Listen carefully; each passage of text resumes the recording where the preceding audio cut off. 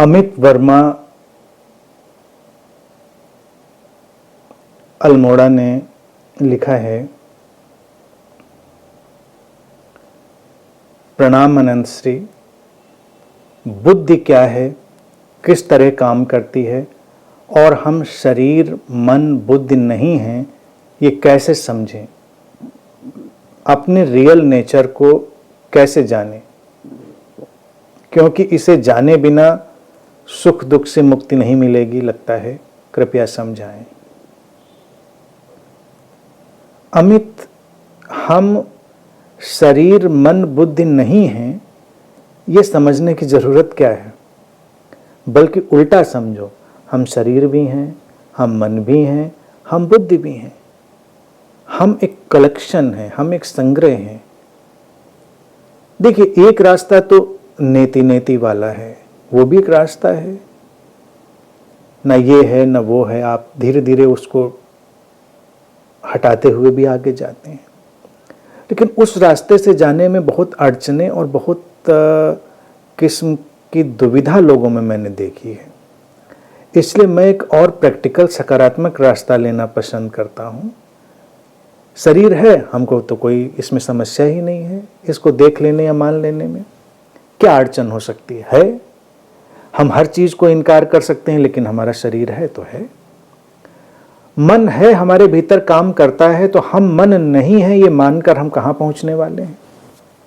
और इससे हमको क्या बहुत विशेष हासिल होने वाला है? तो बेहतर यह है कि शरीर है, शरीर के साथ जो मन की संरचना है, तो हम यही मान लें कि हम शरीर भी हैं, हम मन भी हैं। फंक्शन करने के लिए हमको एक बुद्धि का उपकरण दिया गया है, इंटेलेक्ट का। तो हम नेति नेति के चलते ये भी मान सकते हैं कि हम बुद्धि नहीं है। तो अंत में नेति नेति ये कहती है, अंत में जो बचेगा हम वो होंगे। रास्ता है बेशक, बेशक कुछ लोग उस पर चल सकते हैं, लेकिन ज्यादातर लोगों के लिए जो प्रैक्टिकल होगा, बोले बुद्धि भी हो, तुम्हारे भीतर इंटेलेक्ट है, बुद्धि है, तो तुम हो। और इस सारे जोड़ का जो नाम है संग्रह का, वो तुम्हारा होना है। जब सारे जोड़ का होना तुम्हारा है, तो सचमुच में तुम्हारा होना क्या है?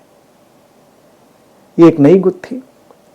जब सारे जोड़ की तरह तुम्हारा होना है, तो सेपरेट, अलग से तुम्हारा होना कुछ नहीं। तो नेति नेति भी अंत में वही बात कहती है।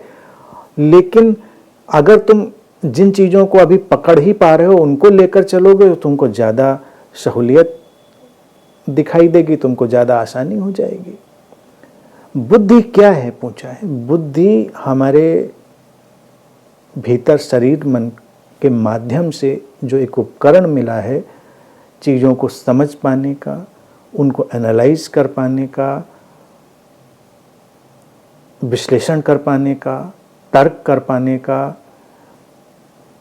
सारी चीज़ों को एक संतुलन से हमको रख पाने का, बिठा पाने का, वो जो उपकरण है वो इंटेलेक्ट है। मनुष्य को ये मिला है, ये अपने आप में बड़ी दुर्लभ घटना है। मनुष्य के जीवन में जो इतना विकास, इतनी क्रांति आई है, वो इसीलिए क्योंकि उसको ये इंटेलेक्ट का उपकरण मिला।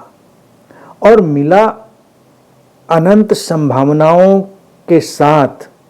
यूं देखा जाए, वो बुद्धि का उपकरण मिला तो हर प्राणी को है, ऐसा नहीं कि नहीं मिला है, लेकिन वो बिल्कुल फिक्स्ड है। कभी देखिए, वो ये घोंघा भी है। जैसे लोग कहें क्या घोंघा बसंत बने घूम रहे हो, तो लोग लगता है घोंघा तो बड़ा मतलब जैसे बेवकूफ़ जैसी चीज़ होती है, घोंघा बसंत, इसीलिए नाम ही पड़ गया घोंघा बसंत। लेकिन घोंघा, स्नेल, कभी उसकी कारीगरी देखो। वो जो अपने रहने के लिए सेल बनाता है, कवच बनाता है, हम बना पाएंगे? उतनी बुद्धि तो है उसके पास। चींटियों को देखो, उनके पास अपनी बुद्धि है। किसी भी कीड़े मकोड़े को देखो, तितलियों को देखो, उनके पास अपनी बुद्धि है।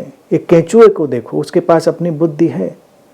लेकिन वो बुद्धि प्रकृति ने ऐसी दी है कि जैसे एक डिफ़ॉल्ट प्रोग्रामिंग है, और पूरी की पूरी वही की वही है। यानी कि हर केचुआ प्रेडिक्टेबल है, हर चींटी प्रेडिक्टेबल है, हर स्नेल प्रेडिक्टेबल है, उनका वो प्रोग्राम है। इसीलिए वो वही है। मनुष्य के साथ क्या है कि ये जो बुद्धि आती है ये अपरिसीम संभावना के साथ आती। मनुष्य केंचुआ भी हो सकता है, घोंघा भी हो सकता है, और मनुष्य देवता भी हो सकता है।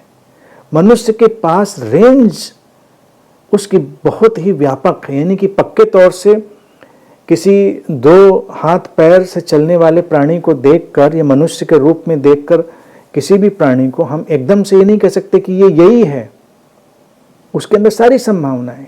इसीलिए देखिए, अगर जघन्यता की तरफ व्यक्ति जाता है तो एकदम राक्षसी हो जाता है, और दिव्यता की तरफ जाता है तो दैवीय हो जाता है। मनुष्य इस ढांचे में सीमित नहीं है। इस सीमा को विस्तार देने का जो काम करती है वही बुद्धि है। तो यह समझने की झंझट में तुमको पढ़ना ही क्यों है? तुमने पूछा है कि क्योंकि इसे जाने बिना, अपने रियल नेचर को जाने बिना सुख दुख से मुक्ति नहीं मिलेगी। अब सवाल है, सुख दुख से मुक्ति, ये जो स्पिरिचुअल इल्यूजन डाला गया है लोगों के अंदर, ये एक और बड़ी समस्या है। कोई मुक्त नहीं होता। कोई बुद्ध भी आज तक मुक्त नहीं हुआ, ना अतीत में, ना आज, ना आगे होगा सुख दुख से। हुआ क्या?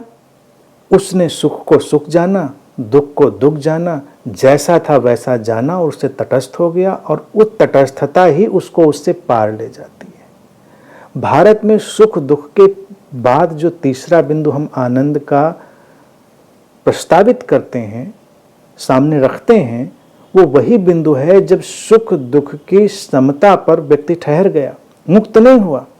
जीवन में सुख आएंगे, जीवन में दुख आएंगे।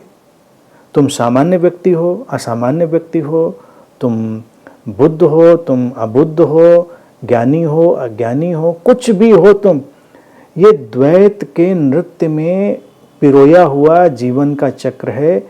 प्लेजर पेन का साइकिल घूमेगा, सुख दुख का ये वर्तुल घूमेगा। वो आएंगे जीवन में।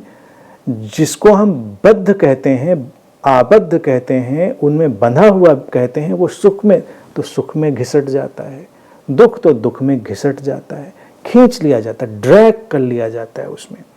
जिसको हम मुक्त कहते हैं उसके जीवन में भी आते हैं, लेकिन वो घिसटता नहीं, वो ड्रैग नहीं किया जाता उन मनोभावों के द्वारा, उन परिस्थितियों के द्वारा। आई, उनका स्वीकार है, उनसे जो अंतर्दृष्टि मिली वो अंतर्दृष्टि मिली, और उनको वैसे ही गुजर जाने दिया। जब उनको इस इक्वेनिमिटी से, इस समता से गुजर जाने दिया, तब तीसरे बिंदु का उदय होता है, वो है आनंद, और वही है मुक्ति। तो सुख दुख से मुक्ति ऐसी किसी को नहीं मिलती कि सुख दुख जीवन में रहा ही नहीं। ज्ञानी के जीवन में भी जब प्लेजर आता है तो उसको पता होता है कि प्लेजर है, पेन आता है तो उसको भी पता होता है कि पेन है, यानी कि सुख का भी उसको पता चलता है, दुख का भी पता चलता है। लेकिन वो सुख और दुख में ड्रैग नहीं किया जाता, घसीटा नहीं जाता, उसमें आबद्ध नहीं होता, उसकी व्याख्या नहीं करता, उसमें वो सिमट कर नहीं रह जाता। बस यही मुक्ति है। समझ रहे?